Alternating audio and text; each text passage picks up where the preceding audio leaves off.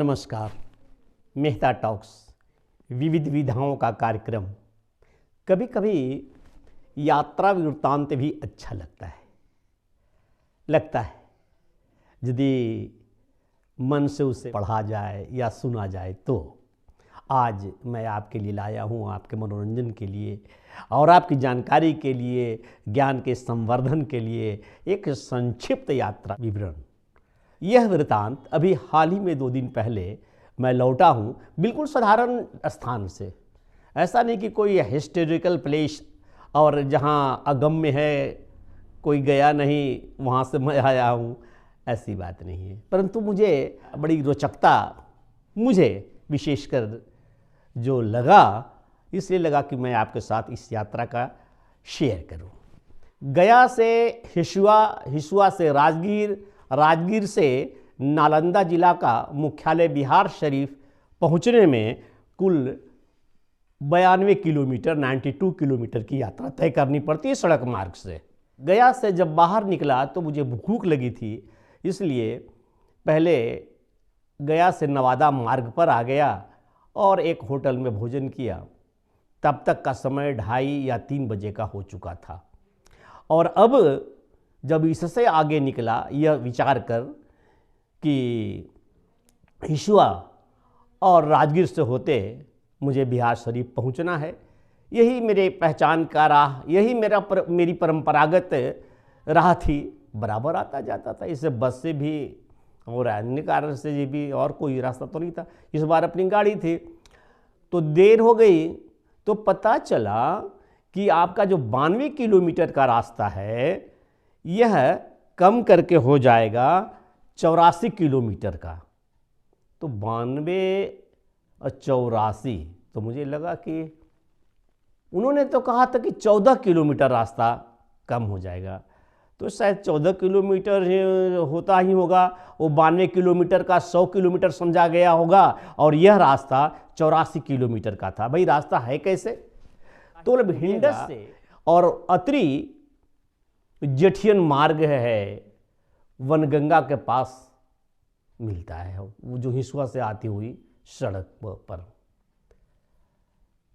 अतरी से जेठियन, तपोवन, वनगंगा, ये रोड है, इससे जाइए।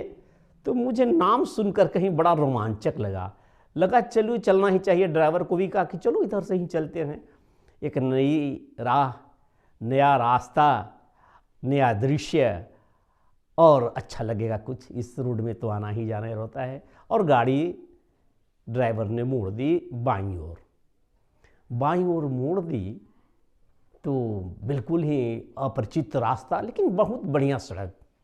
और थोड़ी दूर जा कर के अतरी जेठियन के मार्ग को स्पर्श कर गया।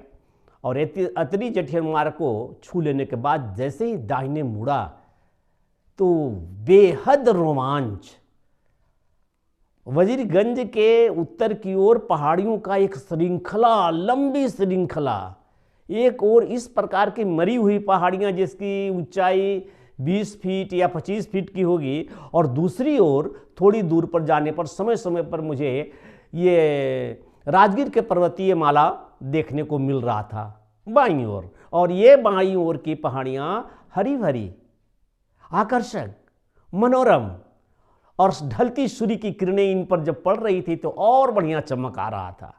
और रास्ता तो इतना शानदार कोलतार की देखते बनता था।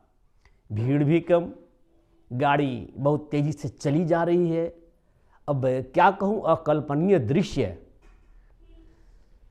दाहिनी ओर ये मरी हुई पहाड़ियों, पत्थलों की तलछटियों में लगातार बस्ती, और ये बस्ती मांझियों की बस्ती थी।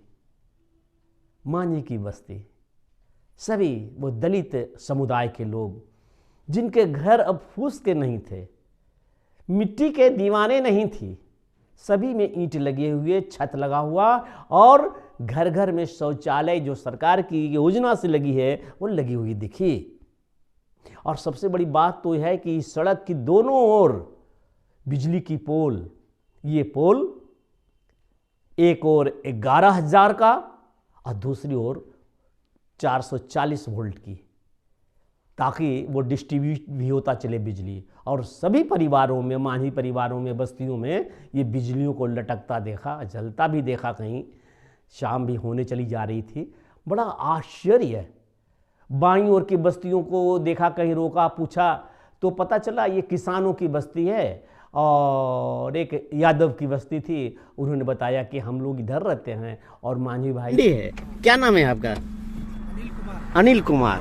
अच्छा अनिल कुमार जी, ये बताइए कि अब ये रोड पहले क्या था? ये रोड पहले कैसा था? ऐसे ही ऐसा नहीं था, चलने से हो गया सर। कच्ची था? नहीं, पक्के पहले ही था। कितना साल पहले से? उतना क्या जानता है, हम बता दो। तो कहाँ इधर कोई आदमी आता था? जल्दी आता था इधर, इस रास्ते से आता था? क्या नाम है आपका? अनिल कुमार। अनिल कुमार यादव हैं। इधर ज्यादा देखते हैं कि मांझी लोग है रहते हैं किनारे किनारे। पहाड़ के साथ मांझी मिलेगा ना। हाँ हाँ, इधर सब किसान मिलेंगे। हाँ, एक बस्ती का क्या नाम है? चनंडी। चनंडी आपका बस्ती है। ये सब उधर दाहिने तरफ रहते हैं, दक्षिण की तरफ पहाड़ी के नीचे। सब यहाँ से वहाँ लंबी दूरी तक। कमाल है। अब पहले जैसी न तो गरीबी न दरिद्रता, सभी को अच्छा देखा। मांझी बस्तियों में भी देखा मोटरसाइकिल खड़ी हुई, और बहुत आगे निकलने पर देखा एक पता नहीं, लेकिन क्या ये हमारी बदकिस्मती और या पूर्व की जानकारी नहीं और समय का अभाव कि मैं उस गहलोर बस्ती को भी पार कर गया, जो बाद में पता चला कि वो दशरथ मांझी की बस्ती थी। दशरथ मांझी, वही जो दुनिया भर में मशहूर द माउंटेन मैन। वो पहाड़ी को काट कर, भाई पहाड़ी थोड़ा सा मुझे दिखा कि एक द्वार है जहाँ से उन्होंने पहाड़ी काटनी शुरू की थी दशरथ मांझी ने। इसके किस्से और इसका दर्शन फिर कराऊंगा कि किस प्रकार से वहाँ से काटना शुरू किया। पत्नी, उनकी बीमार पत्नी का वो देहांत हो गया था केवल इस पहाड़ी के होने की वजह से। 35 किलोमीटर अतिरिक्त जाकर के वजीरगंज पहुँच करके उनको इलाज कराना पड़ता। तो उनके इंतकाल के बाद पत्नी के वियोग में और उनके स्मरण में इन्होंने पहाड़ी काटना ही शुरू किया। और ये लंबी दूरी पहाड़ी की, 20 फीट ऊंची पहाड़ और 30 फीट चौड़ा रास्ता, जब वे हाथ लगाए दशरथ मांझी आदरणीय, तब उनके साथ और लोगों ने सहयोग दिया। तो ये था साहस और हिम्मत की बात, जिसे ठहर कर रुक कर देखने का सौभाग्य प्राप्त नहीं हुआ। आगे जब बढ़ा तो एक कोई प्रोजेक्ट, बहुत बड़ा प्रोजेक्ट काम कर रहा था, वह भी देखते बनता था। भाई इधर गजब जानकारी नहीं मिली। और फिर आगे आने के बाद जैसे जैसे करीब आ रहे थे वैसे वैसे कुछ आबादी बढ़ती चली जा रही थी, लेकिन शाम लगने जैसा लग रहा था।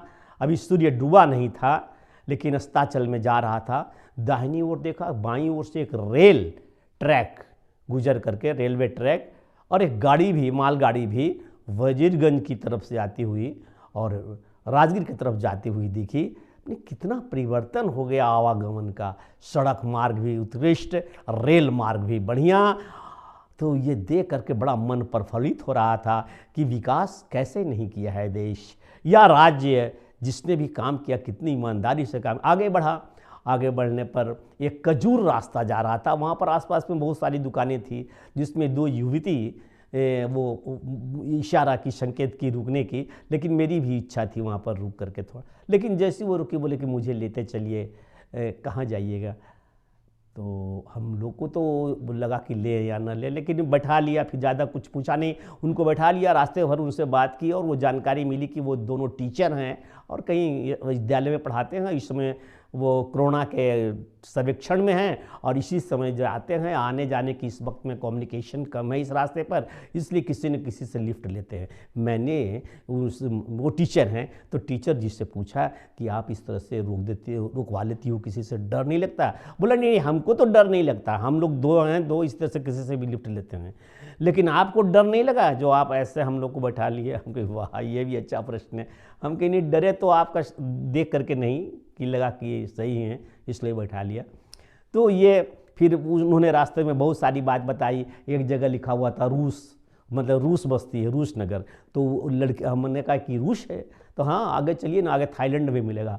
वास्तव में आगे चल करके एक थाईलैंड में मिला, और पहाड़ियों के नीचे होता होता ये जो अतरी से जाती हुई पहाड़ जटियन की ओर निकलता, हम मुझे लगा कि अब मेरा वनगंगा आ जाएगा तो मेरे पहचान का रास्ता आ जाएगा। लेकिन हम वनगंगा सोच रहे थे कि यहीं कहीं होगा, लेकिन नहीं, अभी बहुत दूर बताए 14 किलोमीटर और है। और उससे चले जा रहे हैं, अनजान रास्तों में किलोमीटर भी खिंच जाता है क्या। इस प्रकार से जब वनगंगा पहुंचा तो फिर ये राजगीर का सही पहाड़ी क्षेत्र, वो दृश्य अपने सामने था। राजगीर पहुंचने के बाद इत्मीनान हो गया कि अब बिहार शरीफ यहाँ से जो भी दूरी हो सुविधापूर्वक पहुँच जाएंगे। लेकिन ये राजगीर से निकलते निकलते दियाबाती जल चुकी थी, और सिलाओं में जगमग करते खाजे की दुकान, और उसके बाद आधे घंटे के अंदर बिहार शरीफ में था।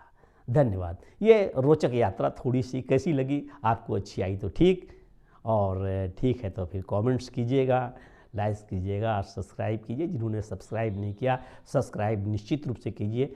नमस्कार, धन्यवाद।